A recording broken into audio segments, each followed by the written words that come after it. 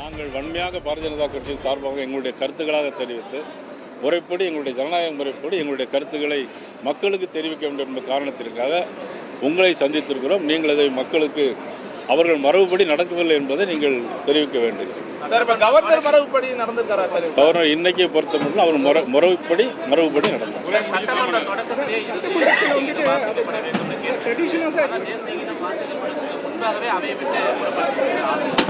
இல்லை அவர் என்னன்னா அவர் ஏற்கனவே தவறு சொன்னதே செய்யல அப்படிங்கிறதால அவருக்கு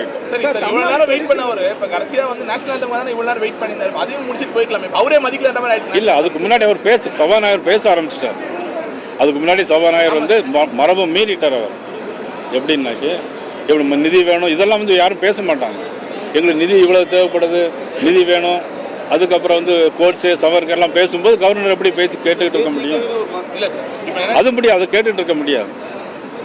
அவங்க சபாநாயகர் மரபு மீறினவனா தான் அவர் என்ன அதுக்கப்புறம் அவர் இருக்க முடியாது இல்லையா, அந்த இடத்துல இருக்க முடியாது. இப்போ நாங்களே இருந்து போயிருக்கலாம் சார். நாங்களும் மரபு ஒரு பாரதிய ஜனதா கட்சி ஒரு முறைப்படி நடக்க வேண்டும் என்பதற்காக தான் நாங்களும் அதில் இருந்துச்சு வெளியே வந்தோம். அவர் பேச அது சபாநாயகர் மண்டபத்துக்குள்ள அவருடைய தீர்ப்பு தான் நம்ம சொல்ல முடியும். அதை எது நம்ம என்ன செய்ய முடியும்? அது முறைப்படி தவறு. அவர் கவர்னர் பேசுவதையும் பதிவில் இருக்க வேண்டும். முன்கூட்டியே வந்து ஆளுநருக்கு தமிழ்நாடு அரசு சார்பில் இருந்து இதை தான் நீங்கள் அரசு சார்பிலேருந்து படிக்க கொடுக்குறோம் அப்படின்னு சொல்லி ஒப்புதலுக்கு அனுப்பியிருப்பாங்க. அதாவது அதன் பிறகு அவரும் சரி இல்லை இல்லைன்னு ஏதாவது ஒன்று சொல்லியிருப்பாரு. இது ரெண்டுத்துடைய கான்வர்சேஷன் ஏதாவது உங்களுக்கு தெரிஞ்சா இல்லை என்ன முன்னாடியே ஆளுநர் வேண்டாம்னு சொன்னதை அதாவது அரசியல் என்ன நடந்திருக்கு? ஒரு தமிழக அரசு எந்த அரசாங்கம் இருந்தால் ஒரு அரசாங்கம் அதனுடைய திட்டங்களையும் அதனுடைய கொள்கைகளையும் அவர்கள் எழுதி கொடுப்பதை வாசிக்க வேண்டும். ஆக அதுக்காக வேண்டி எல்லாத்தையும் எழுதி கொடுக்க ஒரு குறையாக இருந்ததுன்னா அதுலேயும் சில திருத்தங்களை செய்து தான் கொடுப்பாங்க. அதில் திருத்தங்களை செய்து கொடுத்த பிறகும் அவர் சொன்ன கருத்தை ஏற்றுக்கொள்ளாத முடியாதெல்லாம் சபாநாயகர் வந்து கோட்ஸே சவர்கர் பெயரை குறிப்பிட்டதாலையும் சபை மரபை மீறி நிதி வேண்டும் அதுவெல்லாம் சொன்னதுனாலையும் கவர்னர் ஒத்துக்கொள்ளாமல் ஒரு சார் ஸ்பீக்கர் சொல்லும் போதே சொல்றாரு வந்து கவர்னர் வந்து அப்ரூவ் பண்ணிட்டாரு டெக்ஸ்ட் அப்படின்னு சொல்லி அவரே சொல்றாரு. அது இருக்கட்டும். இல்லை அது இருக்கட்டும். இங்க சவர்கர் கோட்சே பேரெல்லாம் உச்சநீதிமன்றம் வந்து ஏற்கனவே வந்து ஆளுநரும் முதல்வரும் வந்து ஒன்னா பேசி வந்து பிரச்சனை இல்லாமல் வாங்கன்னு சொன்னீங்க. இதுக்கு மத்தியில் உட்காந்து பேசினதுக்கப்புறம் தொடர்ந்து ஏன் இந்த பிரச்சனை வந்துகிட்டே இருக்குது? ஒன்னா வெளியே ஒரு பேசுறாங்க இல்லை இந்த பிரச்சனை வந்துட்டே இருக்கு. எப்பதான் பேசி முடிப்போம்? எப்பதான் வரும் இந்த பிரச்சனை? அதாவது தமிழக முதலமைச்சர் தலைமையில் கவர்னர் ஆளுநர் உட்காந்து பேசிட்டாங்க. பேசிய பிறகு இந்த கூட்டத்திற்கு முறையாமல் எல்லாமே போயிருக்குது.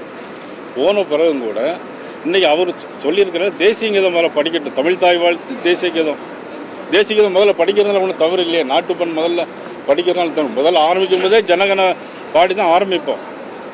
அதை தேசிய கீதம் படிச்சுட்டு அல்லது தமிழ் தாய் வாழ்த்து படிச்சுட்டு தேசிய கீதம் படிக்கிறாங்க என்ன தவறு இல்லைல்ல.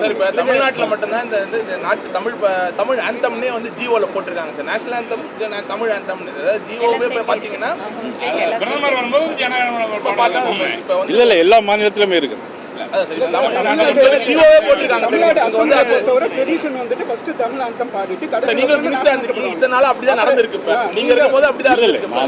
மாற்றி ஒன்றும் சொல்லல. இருந்தாலும் அவங்களுடைய கவர்னருடைய கருத்து இது.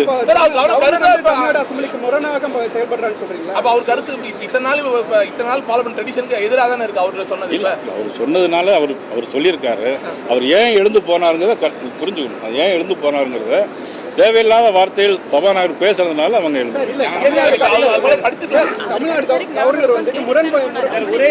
அவர் மாற்றணும்னு நினைக்கிறார். அதாவது நல்ல தெரிஞ்சுக்கிடுங்க. அவர் அரசாங்கம் எழுதி கொடுத்ததை முழுக்க கேட்டு முடிச்ச பிறகுதான் இந்த கான்வர்சேஷன் வந்த பிறகு எழுந்து போறாங்க.